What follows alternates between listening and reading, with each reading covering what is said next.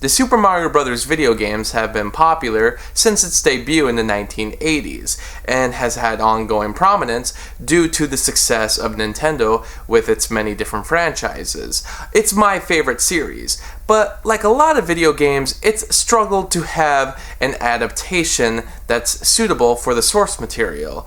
It's had a couple different TV shows, it currently has a movie in production at Illumination, but we can't forget the Super Mario Bros. Movie from 1993 starring Bob Hoskins. I haven't seen this in a couple years, but I remember the last time watching it, I hated it. Honestly, looking at it right now, I'm still amazed that it even exists. But let's give it another watch and see if my opinion changes. I remember being in the video store as a kid, often taking recommendations from my dad or trying to discover something for myself. One of the back walls was hiding something titled Super Mario Bros. The cover didn't look too much like the video game, and the information on the back didn't really persuade me to think different.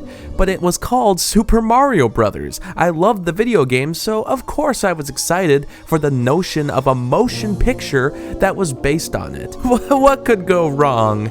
I remember just being extremely confused by the whole thing, often feeling like I was too young to be watching it. The sets were too gritty, I didn't understand the humor, some stuff was a bit inappropriate, and it really had nothing to do with the Mushroom Kingdom or Bowser or any of the iconography I was expecting.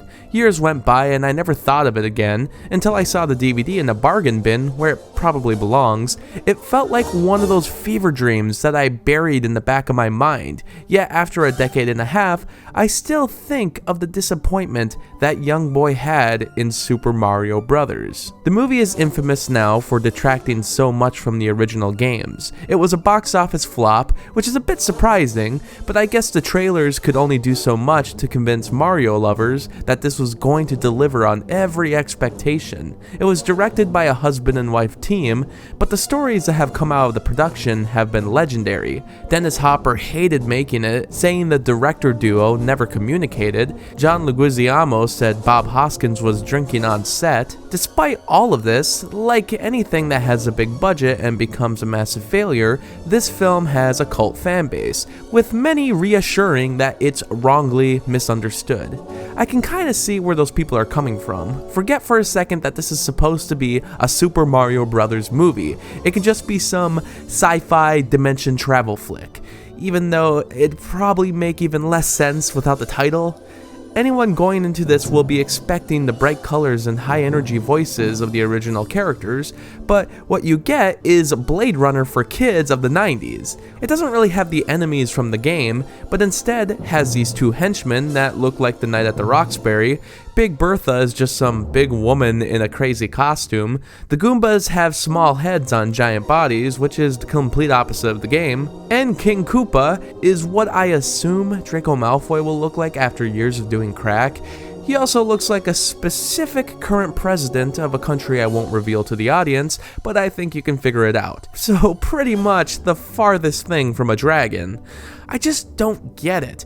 What would be wrong with making them look like their video game counterpart? Everything has to have some human-like attributes, which, according to some studio executive somewhere, is more appealing to the older demographic who will decide if their kid is coming to see this or not. They are able to make a few of the effects work, so why couldn't Bowser be this giant scaly boss? They have Yoshi in this, but he just looks like an actual dinosaur. Again, why can't you just make it look like the Yoshi we all know and love?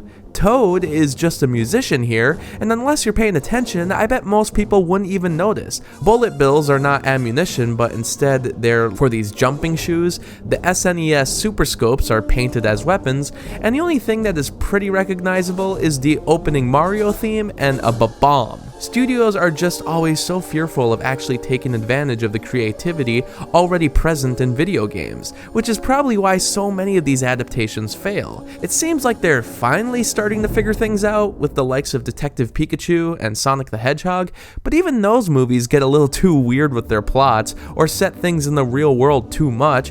Why can't these things be animated? Because it looked too similar to the video game, hence becoming so-called pointless to the audience? Well, they're finally making an animated Mario movie, so I'll let that be the judge. I mean, heck, even this movie had animation at the beginning, sort of.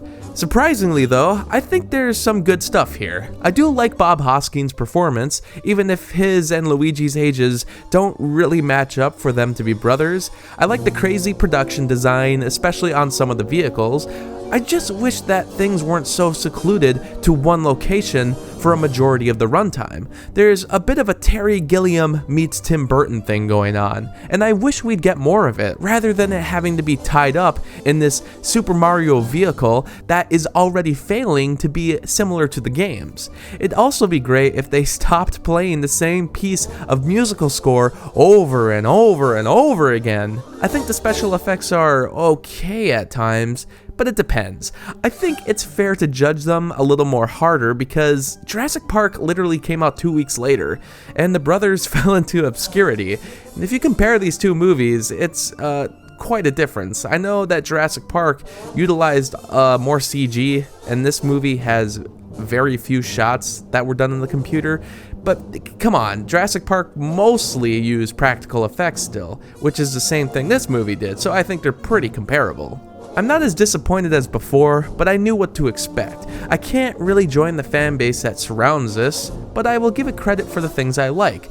It's just too familiar with the story and plotting. The meteor shard feels like the Dark Crystal, and the world feels like Blade Runner. This idea of having the main character enter or escape alternate dimensions is tired. Just keep it in the Mushroom Kingdom, trust the silliness of the game, and let the creativity flow. I just hope that for all the kids out there who are duped into watching this the same way I did, that maybe one of them will find something to appreciate about it. Thanks to Anthony for this Patreon request, and thanks to all my Patreon supporters. For only $7, you can get your own monthly movie review. Ask me to review anything I haven't already. There's also other perks like blogs, exclusive videos, and early access. You can also follow me on Facebook, Twitter, and Instagram. And thanks so much for watching this video.